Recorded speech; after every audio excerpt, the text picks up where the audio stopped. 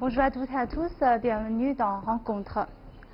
Chaque année, les pays asiatiques se réunissent au Forum de Boao pour discuter du développement économique régional. Cette année, le forum s'ouvre dans un contexte de tension commerciale entre les États-Unis et la Chine. Les actions des États-Unis auront-elles un impact sur l'économie asiatique, voire l'économie mondiale? Et comment les pays asiatiques peuvent-ils mieux coopérer pour le développement économique régional? Avant de discuter avec notre invité de toutes ces questions, je vous propose de regarder ce reportage sur le Forum Boao 2018 avec notre journaliste Sun Yang.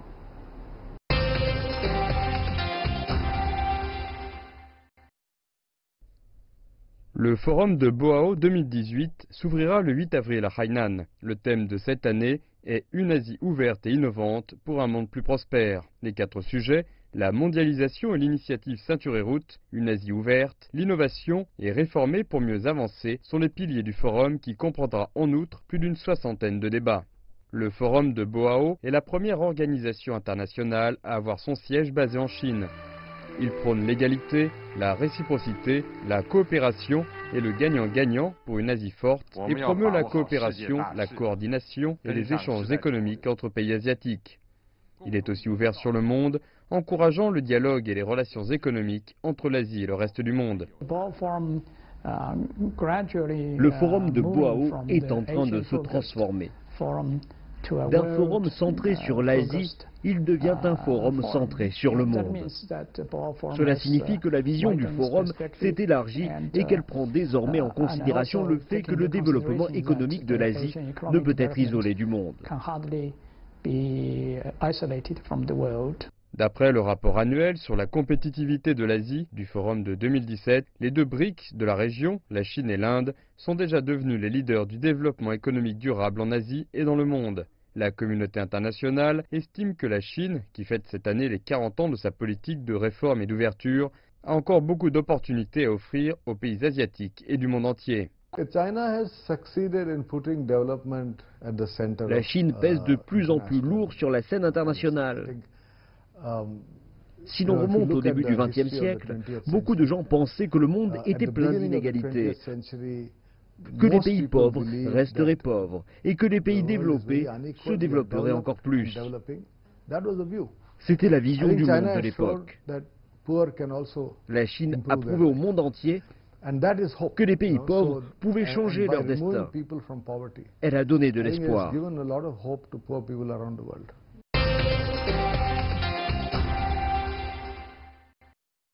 J'ai le plaisir d'accueillir aujourd'hui sur notre plateau M. Ding Yifan. Bonjour M. Ding. Bonjour. Vous êtes chercheur à l'Institut de recherche sur le développement du Conseil des affaires d'État. Bienvenue sur notre plateau.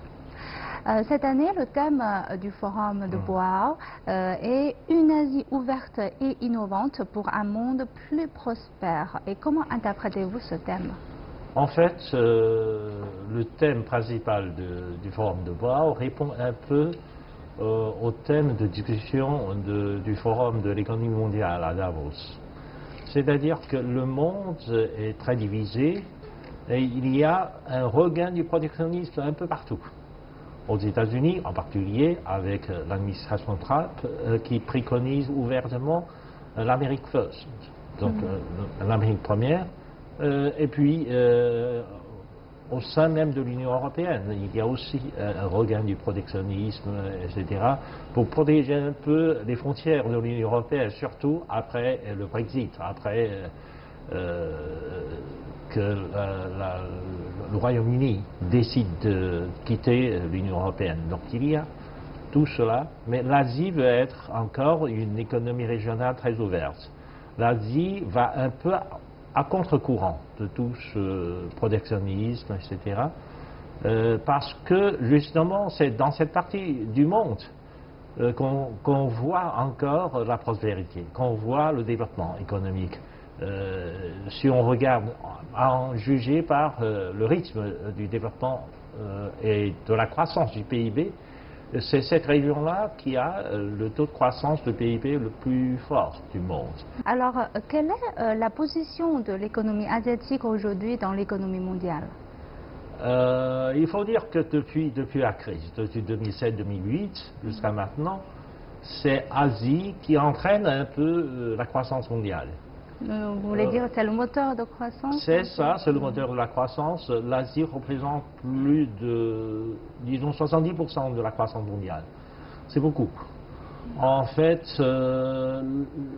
l'Asie est devenue non seulement le moteur de la croissance, mais on dit que le 21e siècle est le siècle asiatique. À un moment donné, si on peut dire que le 20e siècle est un siècle américain, le 21e siècle serait un siècle asiatique, pour ne pas dire un siècle chinois. C'est vraiment l'Asie qui entraîne un peu le développement du monde, la croissance mondiale, etc. Et je pense qu'il est important d'analyser aussi un peu le contexte du forum de cette année, avant de parler un peu de la coopération concrète entre les pays asiatiques. On voit que cette année, le forum s'ouvre sur fond de tension commerciale entre la Chine et les États-Unis. Nous allons d'abord regarder un reportage pour savoir un peu plus sur ce sujet.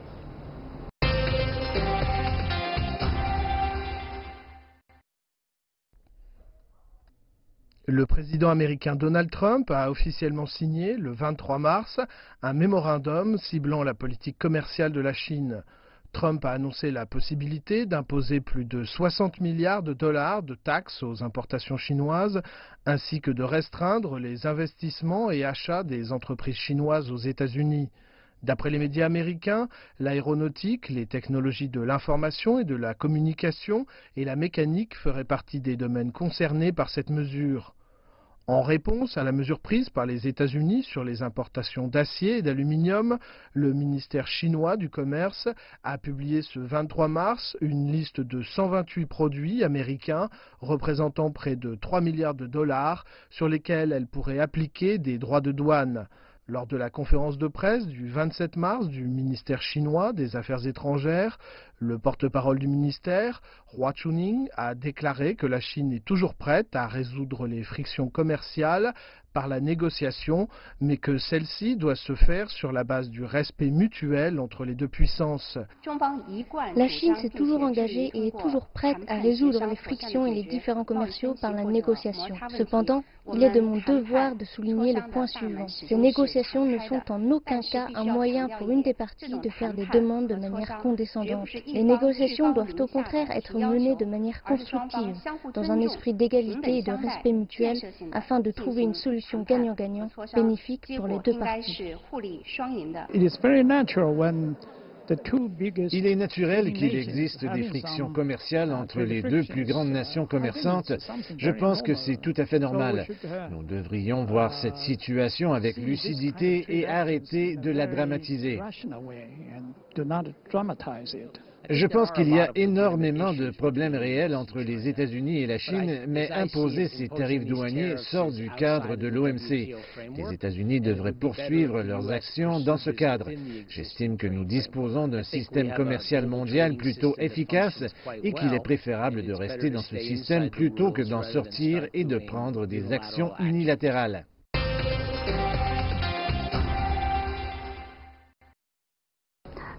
Comme on a vu dans le reportage, il y a ces tensions commerciales qui agissent avant le forum. Alors, pour quelles raisons pensez-vous que les États-Unis ont pris des actions à ce moment-là? Il faut remonter un peu au début de l'année. Au début de l'année, et c'est en relation avec ce qui était passé l'année dernière. L'année dernière, la Chine a tenu le 19e congrès du Parti communiste et au cours du congrès du Parti communiste, les dirigeants chinois ont exprimé la volonté de la Chine de devenir un pays puissant à la fois sur le plan technologique, économique, social et militaire. Et donc ça rend un peu, disons, l'élite politique américaine paniquée. Et c'est pour cela que l'administration Trump répond un peu à cela, à ce genre de préoccupation des stratégistes américains à l'égard de la Chine. Ils pensent que la Chine va bientôt dépasser les États-Unis comme la première puissance du monde et il faut essayer de stopper cela. Et pour stopper cela, ils vont utiliser tous les leviers possibles, toutes les armes possibles, dont la guerre commerciale. J'ai vu ce qu'il a utilisé comme argument. Il y a par exemple la balance commerciale est inacceptable. Oui. Mais pourquoi on utilise encore cet argument alors je pense qu'il y a 10 ans déjà, on commence à dire que la Chine, la balance commerciale de la Chine est inacceptable et puis la Chine a aussi expliqué pourquoi cette balance commerciale est ainsi, parce que c'est en raison de nature du commerce de la Chine. C'est ça, ou la structure commerciale. La structure commerciale mondiale. Oui. Mais pourquoi on a toujours le même argument. Oui. C'est ça, c'est un peu bête. Oui. C'est un peu bête d'utiliser toujours le même argument alors qu'on sait très bien que finalement l'excédent commercial n'est pas causé seulement par les entreprises chinoises. Oui, après ce début de menace de guerre commerciale avec la Chine, il y a des internautes chinois qui ont fait un effort de chercher sur Internet les bases de données sur l'exportation chinoise vers le marché américain. Finalement, ils ont découvert que les 10 premiers exportateurs vers le marché américain, à partir de Chine, ne sont pas d'entreprises d'origine chinoise. Oui. Et c'est pour ça qu'à un moment donné, ils ont accusé la Chine d'être le manipulateur de la monnaie, c'est-à-dire que la Chine a fait exprès pour d'évaluer la monnaie pour avoir des compétitivités de l'exportation, mais finalement, maintenant, ils ne parlent plus de ça. Ils parlent autre chose, mais en fait, c'est le même argument. Oui, c'est le même argument, et le déséquilibre n'est pas provoqué par une volonté du gouvernement de Chine. Et c'est simplement parce que tous les produits qui sont produits par n'importe quelle entreprise de n'importe quelle nationalité, si ça sort du sol Chine, c'est une étiquette Made in China. Donc c'est un peu la même chose avec les États-Unis, avec d'autres partenaires. Je pense c'est la même chose pour tout le monde. C'est l'effet de la mondialisation. Tout le monde est dans une même chaîne de production mondiale. C'est pour ça que la Chine est devenue l'usine du monde. C'est un peu à cause de ça.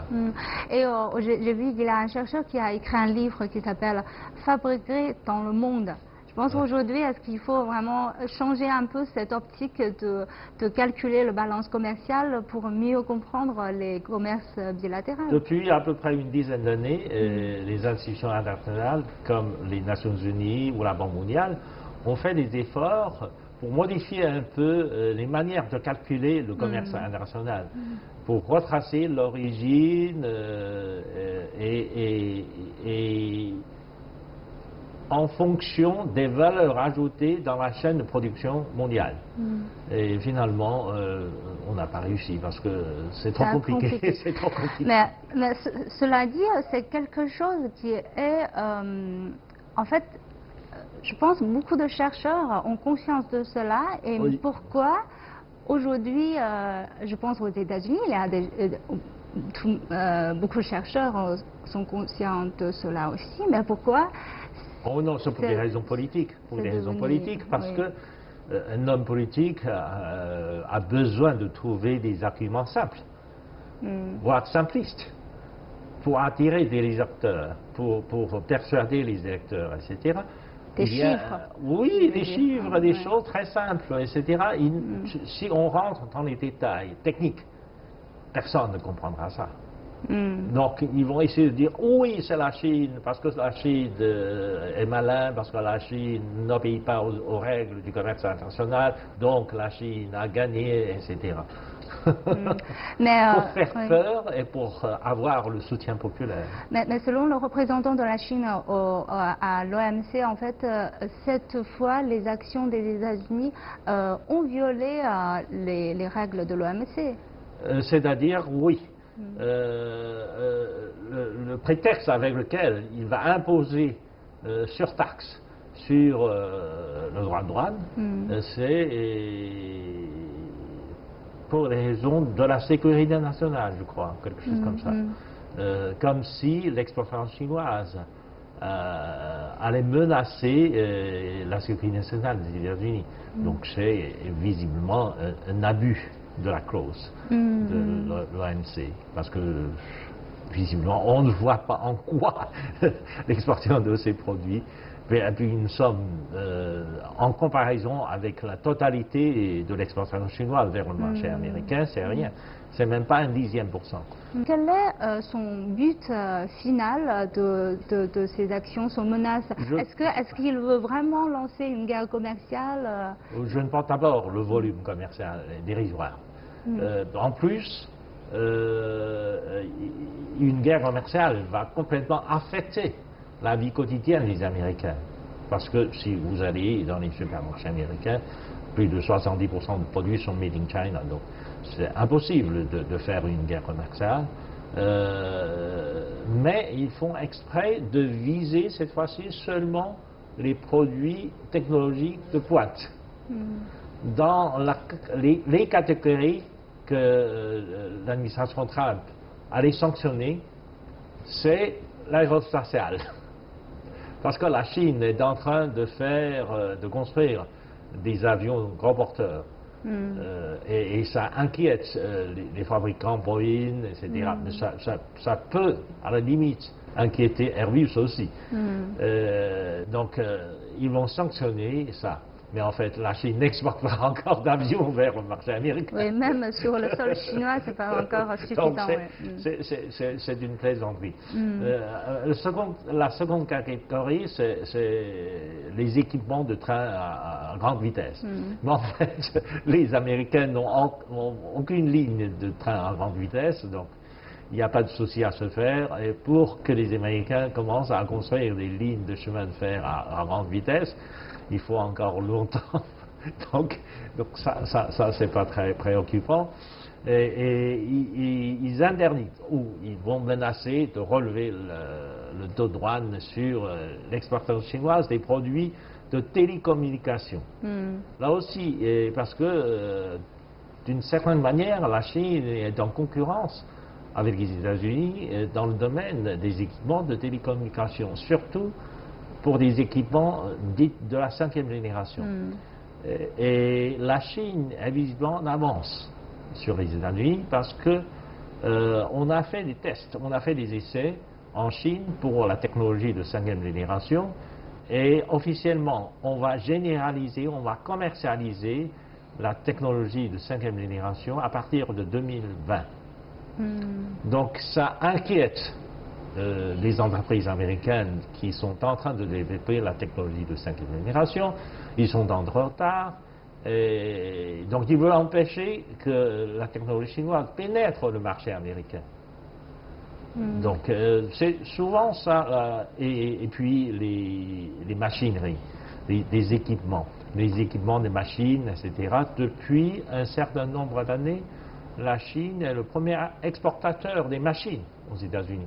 Plus de 70% des équipements portuaires aux États-Unis sont fabriqués par la Chine. Il y a aussi dans la production industrielle aux États-Unis, il y a beaucoup de machines qui sont fournies par la Chine. Et ça fait peur un peu aux Américains, donc ils veulent sanctionner aussi l'exportation chinoise des machines qui présentent beaucoup de valeur ajoutée et qui sont très compétitives aujourd'hui dans le monde. C'est surtout une inquiétude sur la compétitivité de la Chine. Par la menace de guerre commerciale, en fait, le gouvernement américain essaie de retarder un peu le progrès technologique de la Chine dans ces secteurs spécifiques. Parce que ce sont des secteurs où le gouvernement a indiqué une préférence, où le gouvernement, par le plan de Made in China 2025, veut encourager le développement. Et ça inquiète chez les Américains. C'est-à-dire que, est-ce que vous pensez que ces mesures auront vraiment une influence sur le développement de la Chine dans ce domaine? Parce qu'il a aussi dit que les propriétés intellectuelles en Chine n'est pas... la Chine a développé ces technologies en violant un peu la propriété intellectuelle. En fait, c'est difficile de dire. Bien sûr, la Chine se développe un peu plus tard par rapport aux États-Unis, dans tous ces domaines de technologiques, etc. Mais en fait, il faut tenir compte que dans le monde, on essaie toujours d'imiter les uns les autres, d'apprendre les technologies les uns les autres. Il ne faut pas oublier qu'au début de la fondation des États-Unis, eh bien, les États-Unis ont, disons, copié, entre guillemets, la plupart des technologies de l'Europe. Et il y avait aussi des menaces de guerre commerciale de temps à autre entre les États-Unis et la plupart des pays européens, à cause de disputes sur, disons, il n'y avait pas encore la notion de droit intellectuel, les droits de propriété intellectuelle, mais à l'époque on parlait de technologie. Les États-Unis étaient accusés d'avoir volé des technologies aux Européennes, etc. Oui. Mais il faudrait prendre en compte que la Chine est en train d'investir massivement dans le domaine de recherche et développement. En 2020, la dépense chinoise en recherche et développement va dépasser celle des États-Unis. Si on regarde les 3 dernières années, le nombre de brevets déposés par des entreprises chinoises dépasse celui des entreprises américaines. On est le premier dans le monde. Et donc, il faut regarder ces choses en avance. Dans l'avenir, je suis sûr que de plus en plus, les entreprises chinoises vont inventer des brevets, vont faire de la recherche, vont proposer des technologies avancées. Et je pense que dans 5 ans, ils n'auraient plus le droit de dire que les Chinois continuent à copier les Américains. Je pense, est-ce que ce que vous voulez dire, c'est plutôt, c'est vraiment un processus naturel entre les pays qui sont un peu en retard dans le développement et les pays en développement. Par exemple, aujourd'hui, quand les entreprises chinoises vont s'installer en Afrique, on fait aussi des transferts de technologie pour les pays africains.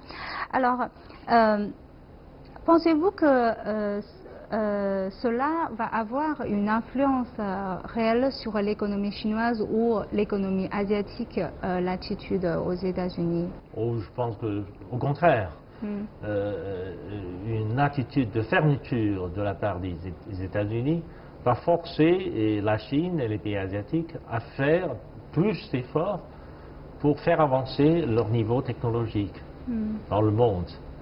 Ce qui est déjà passé entre la Chine et les États-Unis. Les Américains ont toujours voulu contrôler le transfert de technologie vers la Chine. C'est ça qui est au moins partiellement la cause du déséquilibre commercial entre la Chine et les États-Unis. La Chine a toujours voulu acheter des produits américains de haute qualité et de haute technologie. Et ces demandes ont été rejetées toujours au nom de la sécurité nationale. Et pour cela, une société de conseil, McKinsey, a fait une étude pour savoir si toutes ces mesures prises pour contrôler le transfert de technologie vers la Chine a joué pour retarder le progrès technologique de Chine. Et finalement, la conclusion de cette étude est qu'au contraire, dans cette attitude de fermeture et de contrôle de technologie, de transfert de technologie vers la Chine, a forcé la Chine à faire des efforts dans le domaine de la recherche et du développement, et finalement, cela a fait progresser plus rapidement le niveau technologique de l'économie chinoise. L'exemple typique est la construction des superordinateurs. En 2002, la Chine a voulu acheter des superordinateurs aux États-Unis. Alors, à l'époque, un superordinateur coûte des milliards de dollars, ça coûte très très cher. Et puis, la demande chinoise a été systématiquement rejetée par le Congrès américain. Eh bien, la Chine ne peut pas importer de supercondensateurs, non, la Chine est obligée de produire elle-même des supercondensateurs. On a fait des efforts, on a fait de la recherche et du développement, et finalement, en 2011, nous avons réussi à produire le premier superordinateur, mais qui a battu le record du monde, qui est devenu le superordinateur le plus puissant et le plus rapide du monde. Donc cela prouve que finalement, si les Américains ne vendent pas à la Chine ces produits nécessaires, bien, on va les fabriquer eux-mêmes. De toute façon, le progrès technologique ne peut pas être empêché d'une certaine façon. Avec ce genre de contrôle, non. Et en fait, cela revient un peu dans le thème de cette fois du Forum de Boao. Je pense que c'est très significatif parce qu'il parle de la corrélation entre la prospérité d'une région ou d'un pays pour le monde, en fait. Peut-être au lieu d'empêcher les autres de développer, en fait, le développement des pays asiatiques ou de la Chine va au contraire contribuer au développement du monde, de l'économie mondiale, voire de l'économie américaine. Est-ce que c'est une différence de logique? Parce qu'en Asie ou en Chine, on pense que le développement d'un pays vont porter bénéfice à tous les autres. Et aux États-Unis, on pense American First, c'est-à-dire que le développement des autres vont nuire certainement à l'intérêt des États-Unis. Oui, c'est un peu la logique américaine pour le moment. En fait, c'est la logique que les dirigeants actuels vont faire avaler au public américain. Tandis qu'en Asie, c'est le contraire. Regardez bien le cas de Chine. Eh bien, la Chine s'est développée grâce à une ouverture, grâce au marché international, grâce à une coopération internationale. Pratiquement en Asie, les autres pays se sont développés aussi grâce à une ouverture, à une coopération internationale. Donc les pays asiatiques comprennent que pour se développer, pour avoir la prospérité, l'ouverture à la coopération, ce sont des étapes nécessaires. Et donc l'Asie va essayer de montrer au monde entier que la logique doit être inversée. Alors, pour résumer un peu, comment les pays asiatiques pourront mieux travailler ensemble pour le développement de l'économie régionale? D'abord, il y a un effort de l'intégration de l'économie asiatique dans la région. Et puis, il y a des efforts, des mécanismes qui ont été créés, qui sont encore à être améliorés dans le temps sur la coopération monétaire et financière, par exemple. Nous avons créé l'initiative Chiang Mai, etc. En fait, ça s'appelle l'initiative, mais en fait, c'est un mécanisme de coopération monétaire et financière, un peu à l'image du système monétaire européen à l'époque. Donc, le mécanisme existe. Donc, même s'il y a à nouveau une crise financière internationale, cette partie du monde, l'Asie, aurait le moyen de mieux résister à ce choc extérieur. Donc, je pense qu'en Asie, on va continuer à approfondir cette intégration régionale et trouver des moyens de coopération parce que dans le monde, il y a de gros risques. On parle de la bulle au marché américain. Et avec le changement de politique monétaire de la Fed, de la Réserve fédérale, il y a de fortes possibilités qu'à un moment donné, il y aura à nouveau une pénurie de liquidité. Et ça pourrait provoquer aussi une autre crise. Et l'Asie est en train de se préparer pour ce genre de choses. Alors je vous remercie, M. Ding, d'avoir partagé vos points de vue avec nos téléspectateurs. Et je vous remercie d'avoir suivi notre discussion. À la prochaine.